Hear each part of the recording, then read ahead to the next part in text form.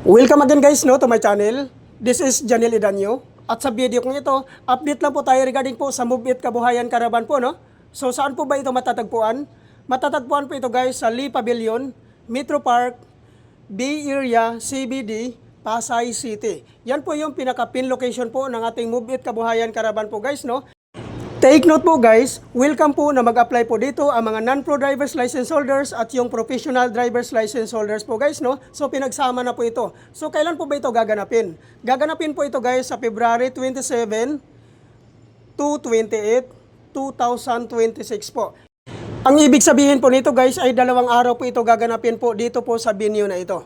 So ano naman po ang mga requirements na kailangan po nating i-prepare before po tayo pumunta sa Lee Pavilion, Metro Park, Bay Area, CBD, Pasay City. Regarding po sa mga professional driver's license holders po guys, no, ang requirements po natin dito ay, which is yung number 1, professional driver's license. Number 2, motorcycle ORCR. Number 3, 2020 and above motorcycle year model.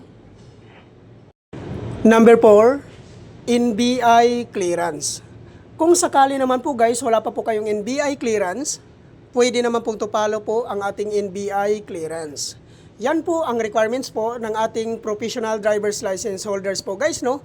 At regarding naman po sa ating non-professional driver's license holders, ang requirements po dito guys, which is yung number 1, existing non-professional driver's license, 6 months and above ang validity. Number 2, motorcycle ORCR. Number 3, no LTO violations. Number 4, BIR tax identification number or TIN number. Number 5, 2020 and above motorcycle year model. Number 6, NBI clearance. Kung sakali po guys, wala po kayong NBI clearance guys, no? So kagaya po ito sa professional driver's license, ay pwede naman pong tupalo po ang ating NBI clearance. At number 7 naman po, ay kailangan nyo lang pong magdala ng 1,000 pesos po guys, no?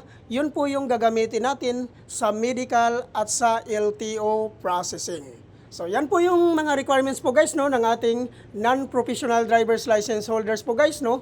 So take note po guys, regarding po sa hindi po nakapangalan sa inyo yung mga motor, ay kailangan nyo lang po magdala ng authorization letter. Hingian nyo po ng 1 valid government IDC owner. Ipotocopy nyo po at papirmahin nyo po ng 3 beses.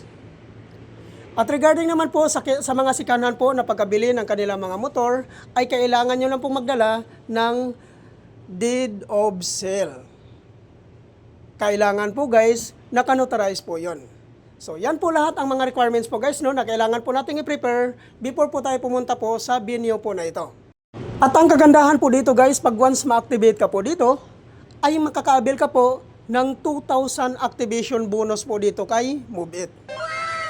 Napakaganda po nito guys, no, dahil kakapasok mo pa lang po dito kay Move It, ay makakaabil ka po kaagad ng 2,000 activation bonus po dito.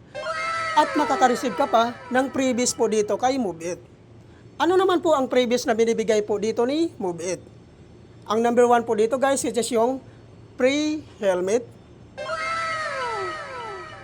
Number 2, pre-jersey. So, yan po yung previous po na binibigay po dito ni Move It po guys, no? At hindi lang po yan guys, magkakaroon ka pa po ng 3 service type. Ano naman po ito ang tinatawag na 3 service type? Ang ibig sabihin po nito guys, no? Ito po yung tinatawag ni Move It po na shared plate. Ano po ang ibig sabihin nito? So, ang number 1 po dito guys, which is yung magkakaroon ka po ng Move It Moto Taxi. Number 2, Grab Food. Number 3, Grab Express. Yan po guys, no? Yan po yung tinatawag ni Move It po na shared plate. So napakaganda po nito dahil automatic 3 service type ka po kagad.